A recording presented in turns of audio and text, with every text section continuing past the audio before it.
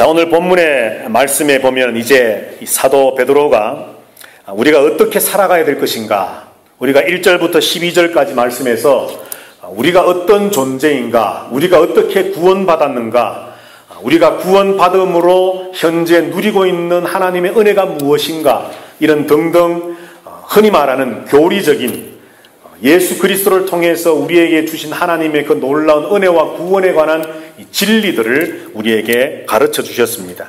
그리고 이제 13절부터는 그러므로 우리가 이제 어떤 삶을 살아야 될 것인지, 이런 사람 되었기 때문에, 이런 성도가 되었기 때문에, 이런 은혜와 긍휼과 하나님의 택하심과 놀라운 것들을 받은 상태가 되었기 때문에 이제 우리는 어떤 사람이 되어야 될 것인가, 어떤 성도의 삶을 살아야 될 것인가를 이제 13절 이후로 우리에게 말씀을 해줍니다. 그래서 오늘 본문에 보면 그러므로 라고 말씀을 시작하면서 앞에 1절부터 12절에서 말씀했던 그 모든 진리들, 그것을 받아서 그러므로 너희가 이렇게 택하심을 받았으므로, 너희가 이렇게 구원을 받았으므로, 너희가 이런 은혜를 받았으므로, 너희가 이러한 축복받는 성도 되었으므로 이렇게 되어라 하는 것을 말씀하려고 그러므로라고 이제 말씀을 시작하고 있습니다.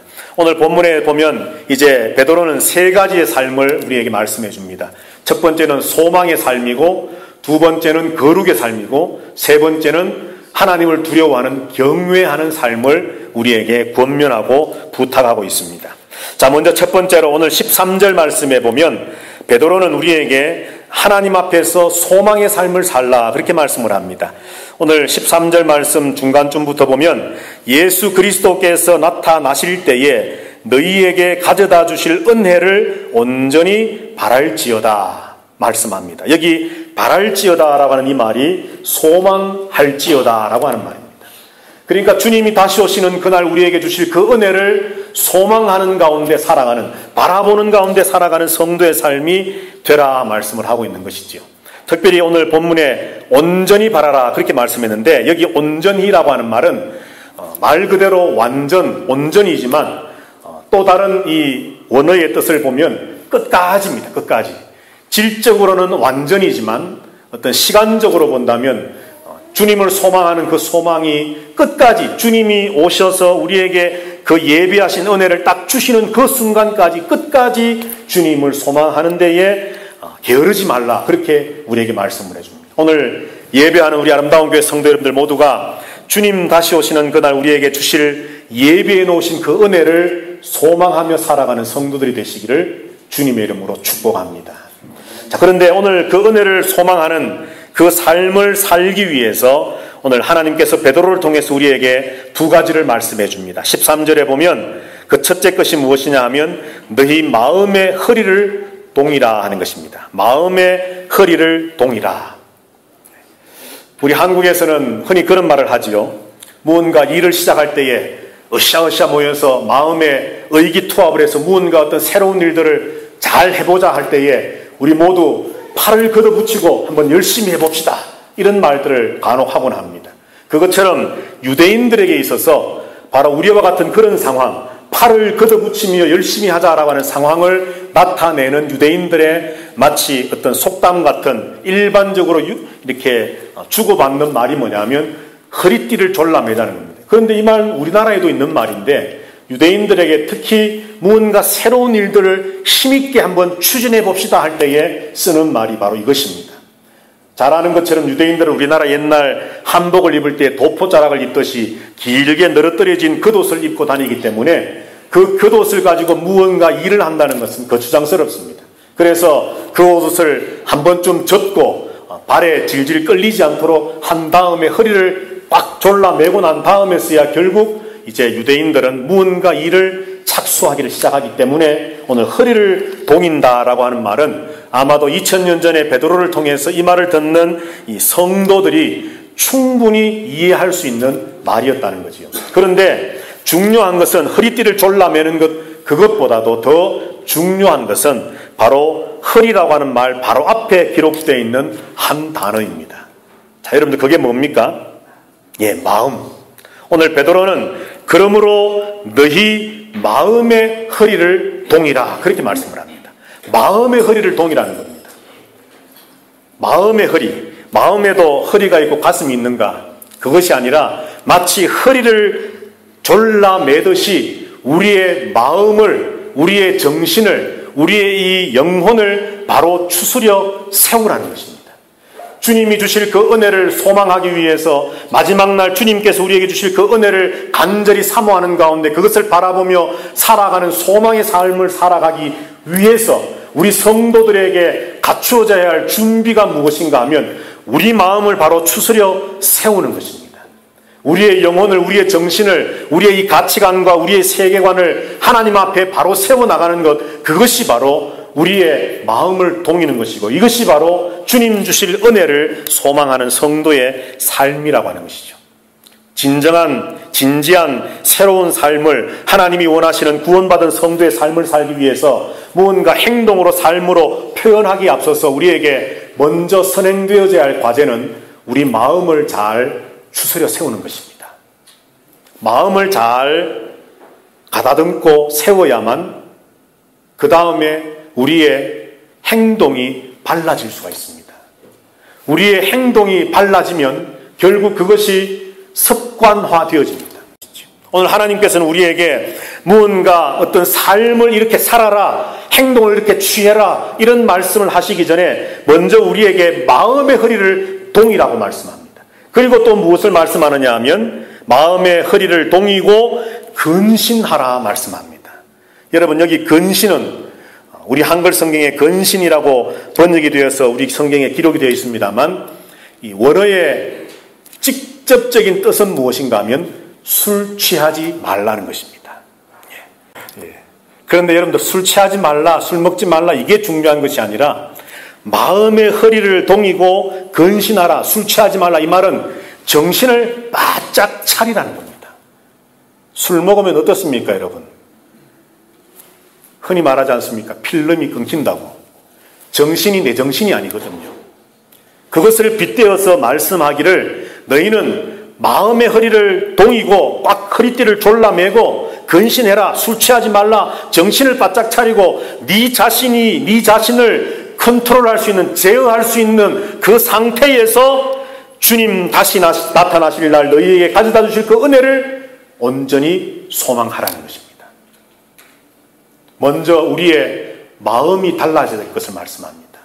우리의 행동이, 우리의 삶이 달라지기 이전에 먼저 우리의 마음이 달라져야 되고 우리의 정신이 달라져야 되고 우리의 가치관과 우리의 생각과 세계관이 달라져서 그것이 바로 세워져서 난 그 다음에 그 정신 상태에서 주님을 바라보는 소망하는 가운데 우리의 삶이 변화되어져야 될 것을 주님은 우리에게 말씀을 해줍니다. 로마서 12장 2절 말씀에 보면 너희는 이 세대를 본받지 말고 오직 마음을 새롭게 함으로 변화를 받아라 말씀을 합니다. 오직 마음을 새롭게 함으로 변화를 받아라.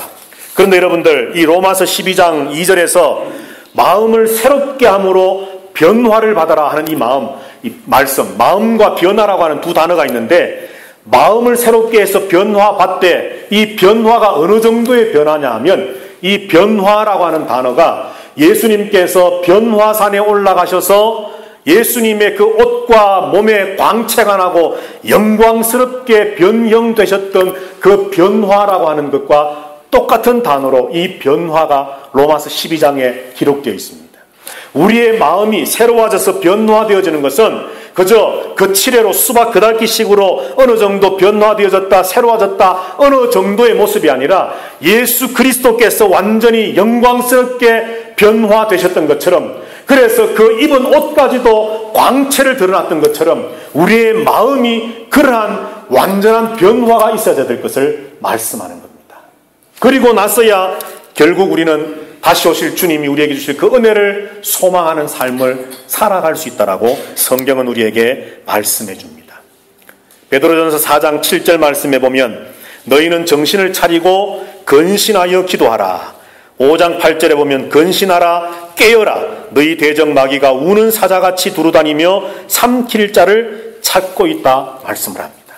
여기에 보면은 정신을 차린다, 근신한다, 깨어있는다 똑같은 의미로 말씀들을 사용하면서 우리의 기도가 하나님 앞에 받으시는 기도가 되고 하나님이 들으셔서 응답하시는 기도가 되기 위해서 우리는 근신하고 깨어 있어야 된단 말입니다.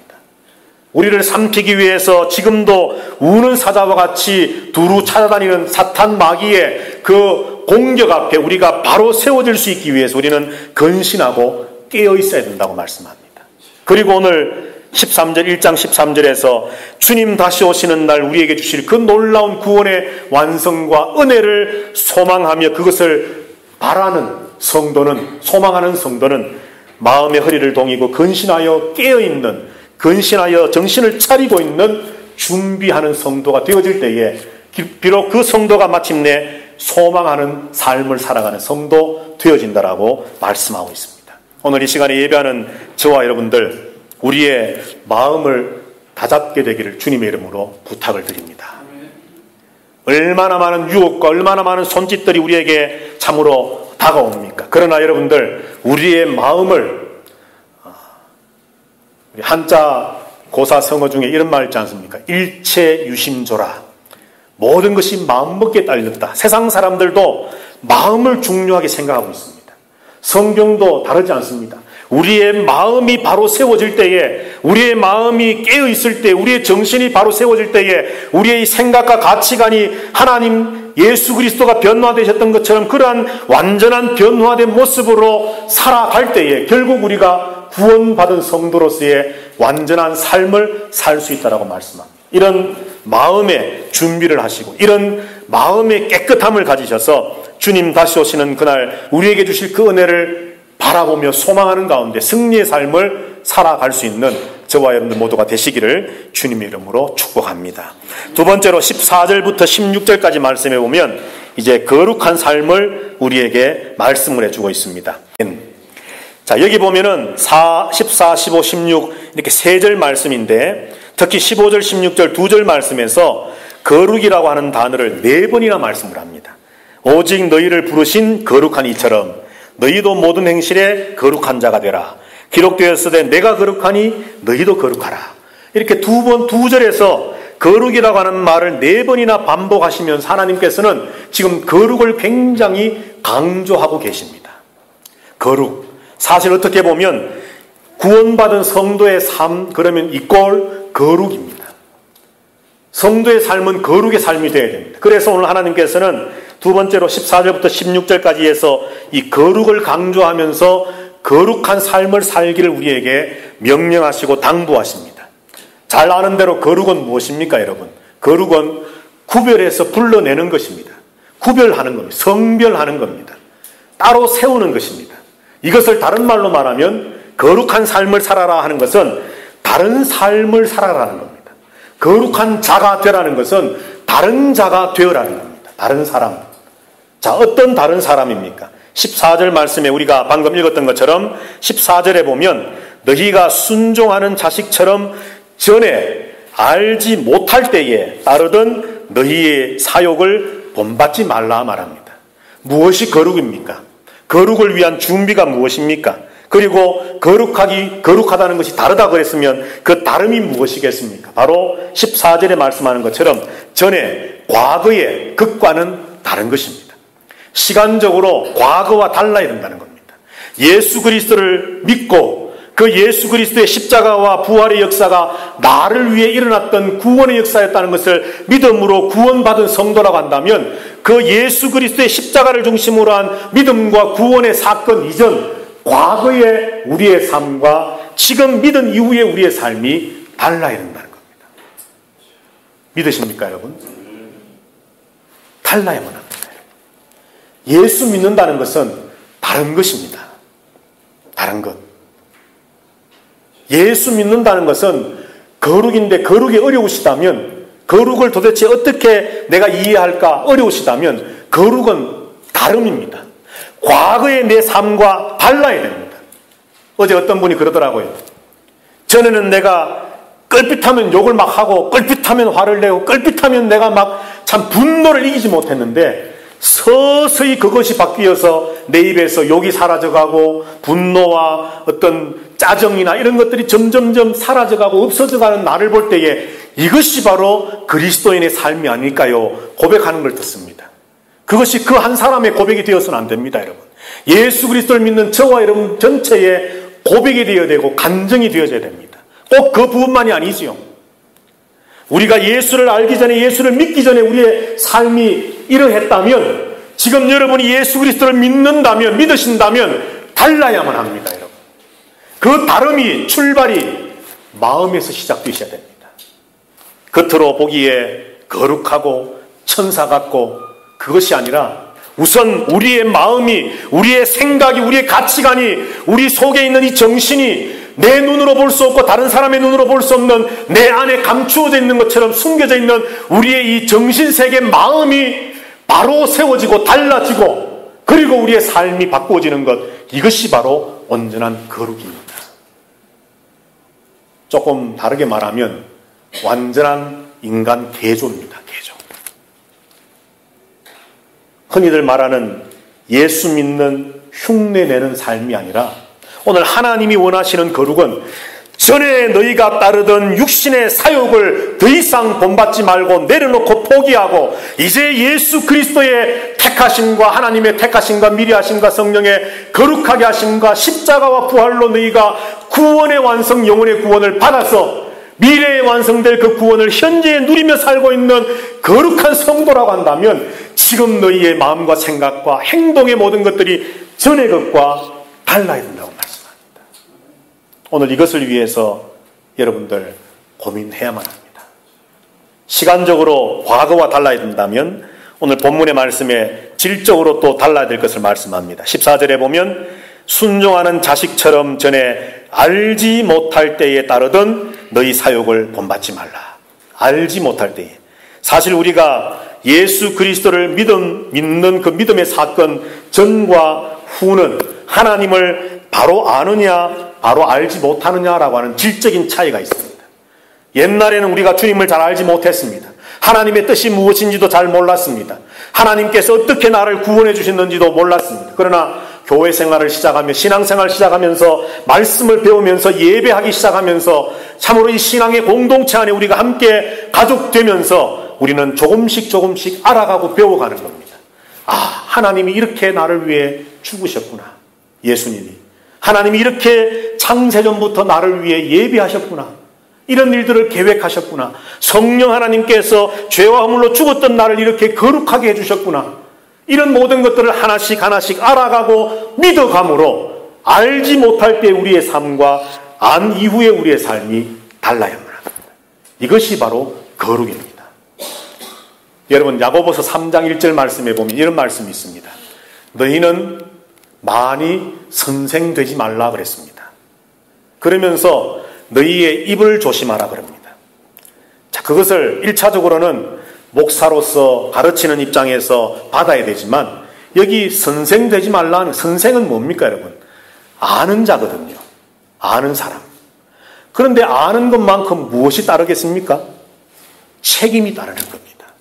이제 저와 여러분들이 예수를 알았고 하나님을 알았고 구원을 알았고 천국을 알았고 하나님께서 계획하시고 이루신 그 구원의 경륜을 알았다면 알지 못할 때와는 달라야만 합니다.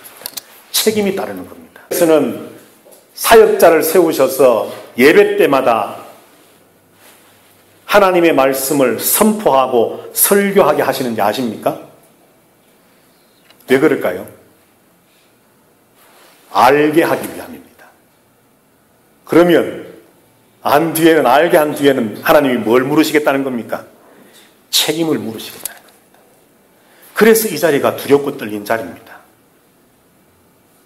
성도들에게 바로 알게 하고 그 성도들이 바로 안 다음에 그 책임감을 느끼고 살 수 있도록 만드는 시간과 자리가 이 시간입니다.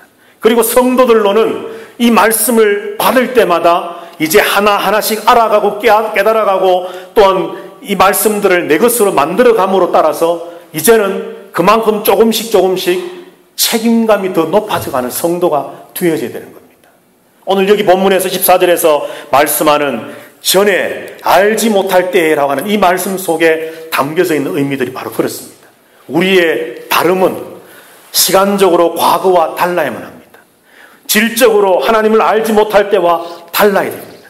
이것이 바로 거룩입니다. 오늘 예배하는 저와 여러분들 모두가 바로 이런 다른 성도 되시기를, 다른 사람 되시기를 주님의 이름으로 간절히 부탁을 드립니다. 이런 거룩의 모습이 우리 가운데 있기를 주님의 이름으로 축복합니다. 15절 16절에 보면 이제 본격적으로 거룩에 대해서 말씀을 하면서 우리의 거룩의 표준, 그것이 누구인가를 말씀합니다. 15절에 보면 오직 너희를 부르신 거룩한 이처럼, 하나님처럼 거룩하라는 겁니다. 16절에 보면 기록되었으되 내가 거룩하니 너희도 거룩하라 말씀합니다. 하나님이 거룩하니 믿는 너희들도 거룩하라는 겁니다. 자, 그러면 우리의 거룩의 표준이 누구입니까, 여러분? 하나님입니다. 하나님. 목사가 아닙니다, 여러분. 목사는 그 하나님을 소개하고 그 거룩하신 하나님을 여러분들한테 알려드림으로 그 하나님을 바라보도록 하는 어떤 방향 표시등에 불과합니다. 목사가 거룩에 여러분들 성도들의 나도 저 목사님처럼 좀 어떻게 거룩하고 어떻게 기도도 하고 어떻게 해야 되겠다. 절대 그러면 안 됩니다. 어떤 신앙의 선배나 다른 사람들처럼 저분의 삶이 참 고귀하게 보여지고 저분의 삶이 아주 성결해 보이고 어떤 저분의 어떤 신앙에 살아왔던 삶의 자체를 보니까 참 본받을 만해. 저분처럼 나도 어떻게 돼야 되겠다. 잘못된 겁니다. 하나님입니다. 하나님. 우리가 바라보아야 할 대상은, 우리가 표준 삼아야 할 분은, 우리가 시금 속으로 잣대로 삼아야 할 분은 오직 하나님 한 분 외에는 없습니다. 너희를 부르신 하나님처럼 너희도 거룩하라. 내가 거룩하니 하나님이 거룩하니 너희도 거룩하라 말씀합니다. 오늘 그러면서 말씀하기를 뭐라고 말씀합니까? 16절 말씀에 기록되었으되 말합니다. 기록되었으되.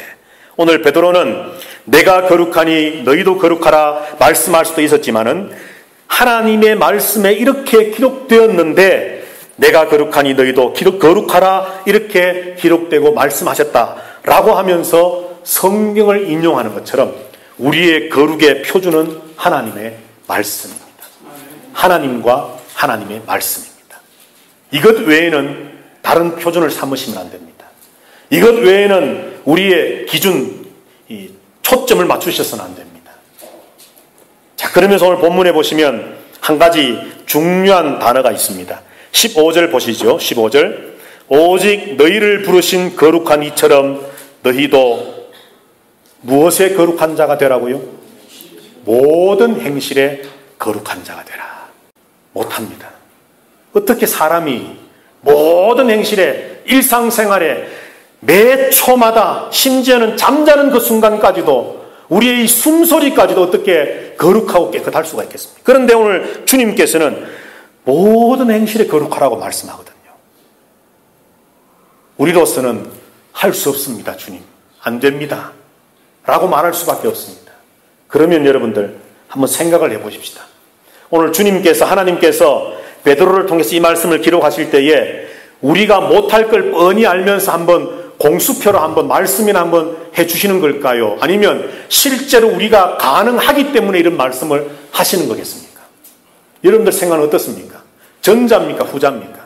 못할 걸 뻔히 알면서 우리에게 힘든 짐을 지우시려고 이런 말씀을 하시는 겁니까? 아니면 우리가 가능할 수 있기, 이런 삶을 살 수 있기 때문에 주님이 말씀하는 거겠습니까? 한번 말씀해 보세요. 전자입니까? 후자입니까? 안 믿어져도 후자라고 좀 하십시오. 여러분, 불가능한 것을 하나님이 우리에게 괜히 마음에 무거운 짐을 주려고 하신 것이 아닙니다. 우리가 가능하기 때문에 그렇습니다. 자, 그러면 왜 가능할까요? 이미 살펴보았던 말씀을 한번 복습을 해보자면 2절 말씀을 한번 보십시다. 2절 말씀. 우리 다 같이 베드로전서 1장 2절 다 같이 읽습니다. 시작. 곧 하나님 아버지의 미리 하심을 따라 성령이 거룩하게 하심으로 순종함과 예수 그리스도의 핏부림을 얻기 위하여 택하심을 받은 형자들에게 편지하노니 은혜와 평강이 너희에게 더욱 많을지어다. 아멘. 자, 여러분, 우리의 거룩의 출발점이 누구였다고 그랬습니까? 3주 전에 성령 하나님이라고 그랬습니다. 내가 거룩해짐으로 그 거룩함을 보고 성령 하나님 우리를 거룩하게 하신 것이 아니라 아직 우리가 거룩이 뭔지도 모르는 상태에서 하나님이 이미 성령을 통해서 우리를 거룩하게 하심으로 우리를 택해 주셔서 하나님의 자녀 삼으심으로 우리가 믿음의 구원의 사람 되게 하셨다라고 말씀했습니다. 여러분, 우리의 구원의, 우리의 거룩의 출발은 누구라고요? 성령이십니다. 내 힘으로 하는 것이 아니라는 겁니다. 우리의 출발은 여기에 있다는 것을 분명히 아셔야 됩니다. 내가 하려고 하면 불가능합니다, 여러분.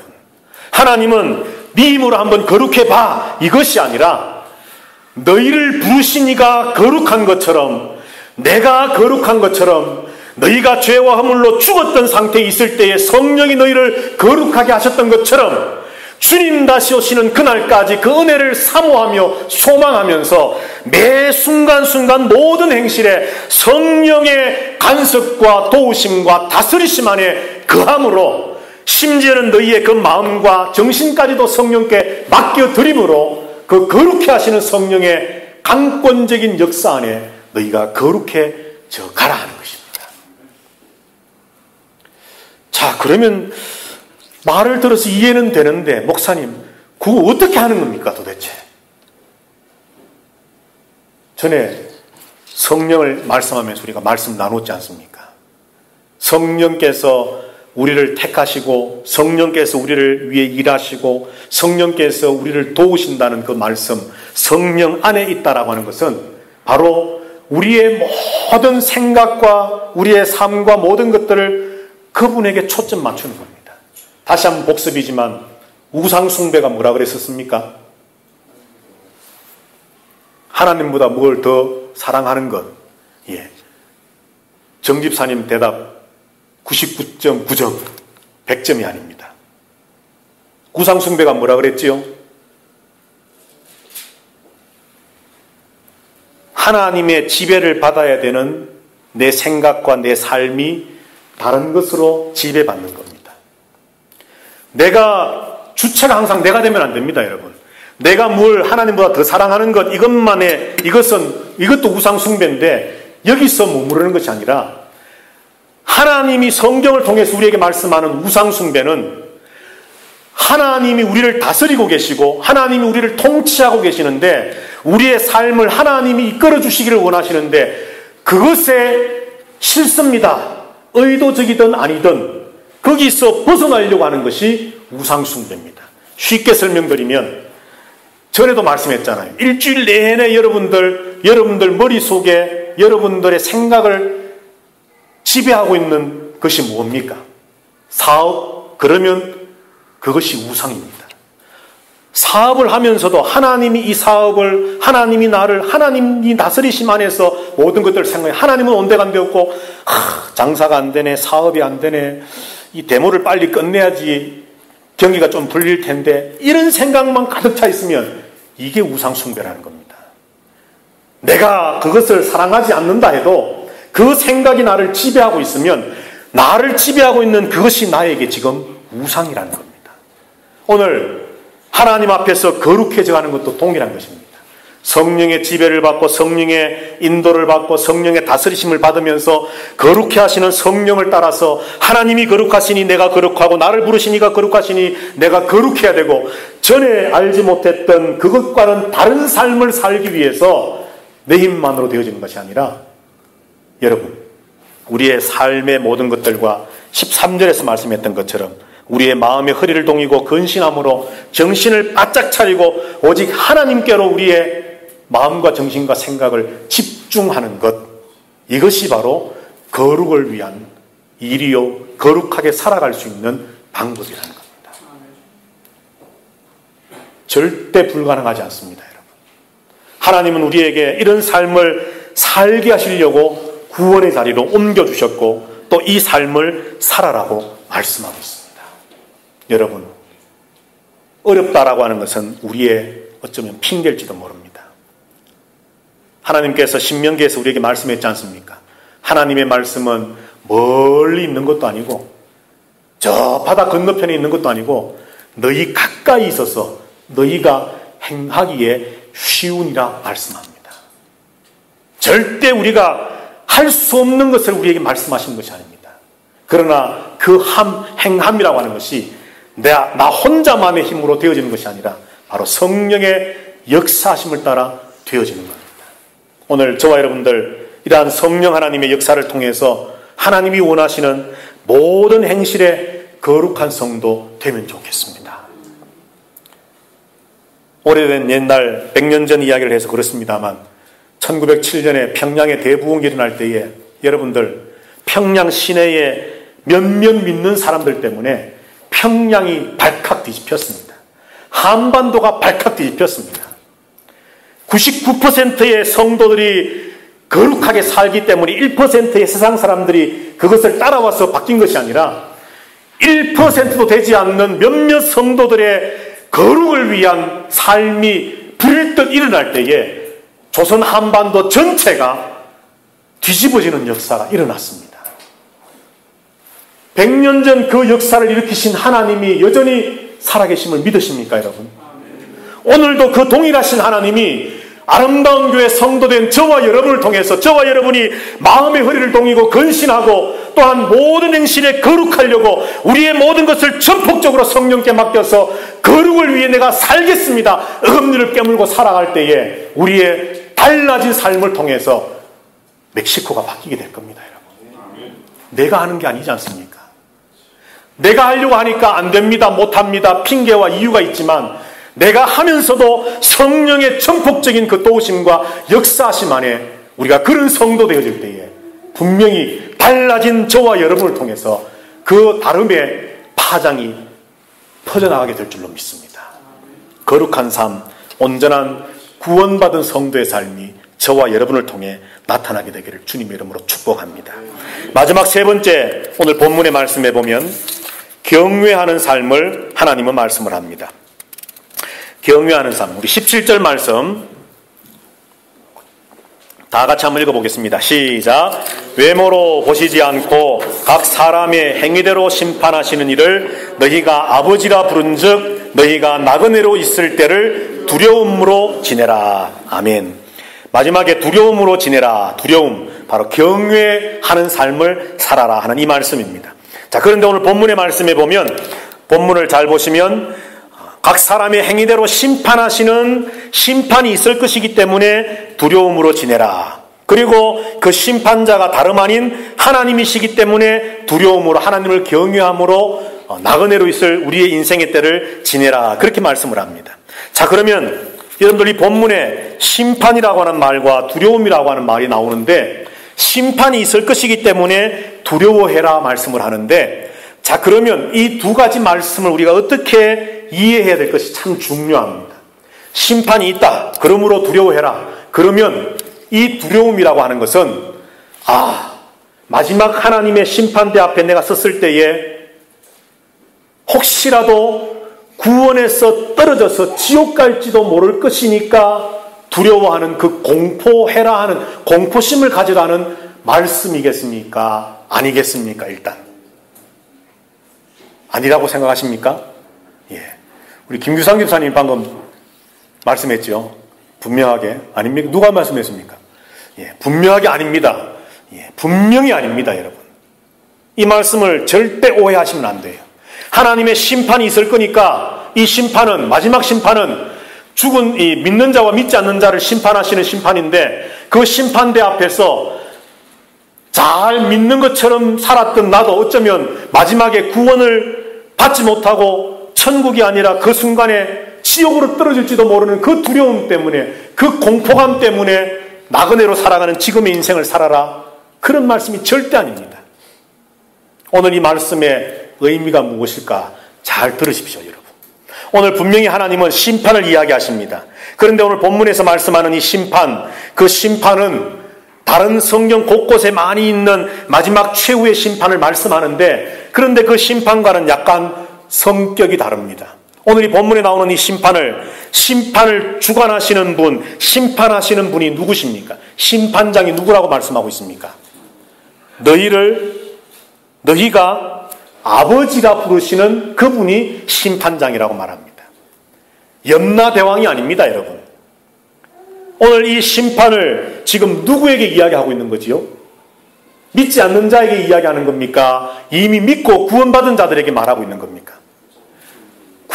믿어서 구원받고 있는 하나님의 이미 자녀된, 하나님의 백성된, 구원을 확정받은 성도들에게 지금 17절을 말씀하는 겁니다. 그러면서 너희의 행위를 따라서, 너희가 행했던 그 삶을 따라서 하나님이 판단하실 것인데, 그 심판주는 너희가 아버지라고 부르시는 그 하나님이라 말씀합니다.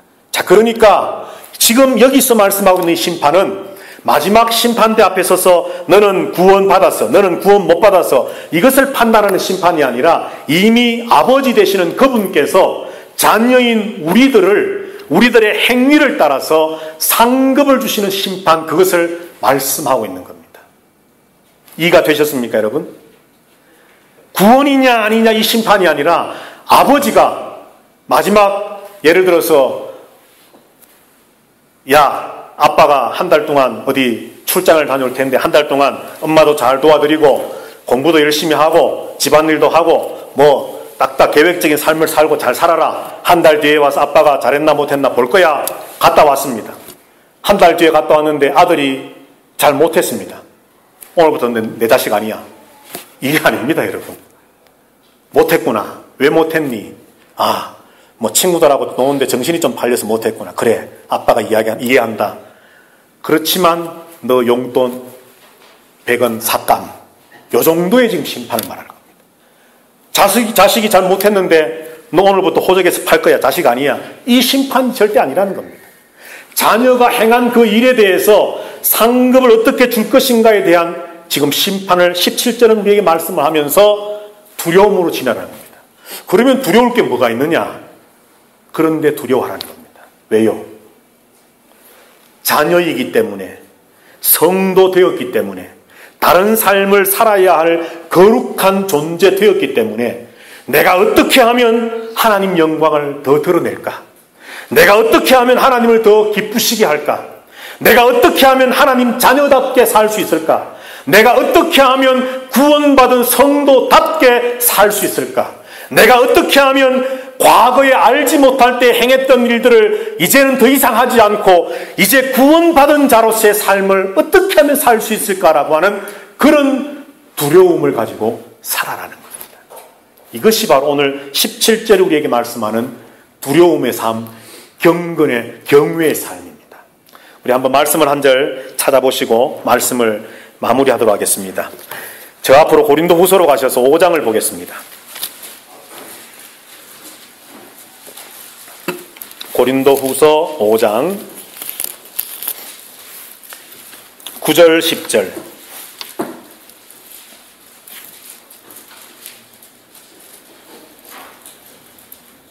다 같이 290페이지입니다. 고린도후서 5장 9절 10절 다 같이 읽습니다. 그런즉 우리는 몸으로 있든지 떠나든지 주를 기쁘시게 하는 자가 되기를 힘쓰노라. 이는 우리가 다 반드시 그리스도의 심판대 앞에 나타나게 되어 각각 선악간에 그 몸으로 행한 것을 따라 받으려 함이라. 아멘. 자, 여기도 두려움과 심판이라고 하는 비슷한 뉘앙스의 말들을 통해서 사도 바울이, 베드로가 아닌 바울이 이야기를 합니다. 여러분이 이해를 돕기 위해서 말씀하자면 고린도후서 4장과 5장 그리고 6장까지도, 6장 전반부까지도 지금 바울이 이야기하고 있는 것은 우리가 진흙과 같은 존재인데, 아무 가치 없는 존재인데 예수 그리스도를 우리가 받음으로 이제는 보배를 담은 질그릇이 되었고 예수 그리스도로 말미암아 구원받은 백성이 되어서 이제 우리의 삶은 더 이상 나 자신을 위해 사는 삶이 아니라 나를 위해 죽어주시고 부활하신 그리스도를 위해 사는 삶이 되어야 된다라고 하는 것을 설명하고 이야기하는 내용이 4, 5, 6장입니다. 그런데 그 가운데 오늘 5장 9절 10절에 보니까 10절에 보면 먼저 우리가 다 그리스도의 심판대 앞에 설 것이고 아까 베드로가 말했던 것처럼 우리가 행한 그 행함에 따라서 각각 받게 될 것이다 말씀을 하는데 9절에 보면 우리는 몸으로 있든지 떠나든지, 쉽게 말하면 살아있든지 죽든지 우리는 어떤 자가 되기를 힘써야 된다고요? 주를 기쁘시게 하는 자가 되기를 힘써야 된다는 겁니다. 자, 베드로의 말과 베드로전서 1장 17절 말과 연결해서 보면 우리가 마지막에 주님의 심판대 앞에 서서 우리가 행한 그 모든 행위대로 주님 앞에 상급의 심판을 받게 될 것인데, 그래서 지금 이 시간 살아가는 현재에 우리는 할 수만 있으면 주님을 기쁘시게 하는 자로, 그러니까 내가 구원을 받을까 못 받을까 이게 두려워하는 두려움이 아니라 어떻게 하면 내가 주님을 더 기쁘시게 할까를 두려워하는 마음으로, 그것을 걱정하는 마음으로, 거기에 초점 맞춘 마음으로 현재를 살아라는 말입니다. 자, 7장으로 가셔서, 고린도후서 7장으로 가셔서 1절, 고린도후서 7장 1절 다 같이 읽습니다. 시작. 그런즉 사랑하는 자들아, 이 약속을 가진 우리는 하나님을 두려워하는 가운데서 거룩함을 온전히 이루어 육과 영의 온갖 더러운 것에서 자신을 깨끗하게 하자. 아멘. 자, 여기도 보면 하나님을 두려워하는 것은 구원을 못 받을까 봐 하나님 앞에 잘 보이려고 하는 그런 공포스러운 두려움이 아니라, 어떻게 하면 내가 거룩함을 온전히 이룰 수 있을까? 어떻게 하면 내가 내 자신을 깨끗하게 할 수 있을까라고 하는 그런 두려움. 다른 말로 하면 거룩한 근심을 하는 가운데 살라는 것입니다. 자, 조금 더 밑으로 내려가셔서 10절, 11절입니다. 고린도후서 7장 10절, 11절 다 같이 읽습니다. 시작. 하나님의 뜻대로 하는 근심은 후회할 것이 없는 구원에 이르게 하는 회개를 이루는 것이요, 세상 근심은 사망을 이루는 것이니라. 보라, 하나님의 뜻대로 하게 된 이 근심이 너희로 얼마나 간절하게 하며 얼마나 변정하게 하며 얼마나 분하게 하며 얼마나 두렵게 하며 얼마나 사모하게 하며 얼마나 열심히 있게 하며 얼마나 벌하게 하였는가. 너희가 그 일에 대하여 일체 너희 자신의 깨끗함을 나타내었느니라. 아멘. 하나님의 뜻대로 하는 근심, 다른 말로 말하면 두려움, 하나님을 경외하는 것. 왜 그렇게 살아야 되느냐? 세상 근심이 아닙니다. 11절 말씀해 보니까 얼마나 말하면서, 한마디로 말하면 정말 온 마음과 뜻과 정성과 생명을 다해서 어떻게 하면 하나님 영광을 위해 살까? 어떻게 하면 하나님을 기쁘시게 할까? 어떻게 하면 자녀된 자로, 성도된 자로 다른 삶을 살까를 근심하는 그 근심이 하나님의 뜻대로 하는 근심이요, 그것이 바로 하나님을 두려워하는 것이요, 그것이 바로 하나님을 경외하는 것입니다. 여러분, 하나님은 엄위하신 분입니다. 그러나 하나님이 엄위하시기 때문에 구원을 줬다가 우리에게 좀 부족함이 있으니까 그 구원을 다시 빼앗아 갔다가 줬다 뺐다 하는 그런 분이 아닙니다. 하나님 우리에게 구원을 주시고 그 구원받은 자로서의 삶을 살아갈 수 있도록 성령의 역사하심도 동일하게 우리에게 허락하시면서, 그러나 우리에게 요구하시는 것은 그 삶이 나그네로 살아가는 우리의 삶 속에 계속 지속될 수 있도록 우리가 두려움으로 살라는 것입니다. 하나님께 초점 맞추어 살라는 겁니다. 어떻게 하면 내 말을 통해, 내 생각을 통해, 내 행동을 통해 하나님의 영광을 가리지 않을 수 있을까? 어떻게 하면 내 삶을 통해서, 내가 살아가는 이 삶을 통해서 하나님을 기쁘시게 할 수 있을까? 어떻게 하면 내 모든 인생을 통해서 하나님의 자녀다운 삶을 살아낼 수 있을까? 여기에 대한 근심, 여기에 대한 두려움, 여기에 대한 경외가 우리가 살아야 할 삶의 몫이라는 겁니다. 소망의 삶, 그리고 거룩의 삶, 그리고 경외의 삶, 이 세 가지가 구원받은 성도의 삶입니다. 그런데 오늘 이 모든 것들을 한마디로 표현한다면 저는 이렇게 표현하고 싶습니다. 다른 삶입니다. 구원받았으면 달라야 됩니다. 오늘 예배하는 우리 아름다운 교회 성도들, 달라지십시다.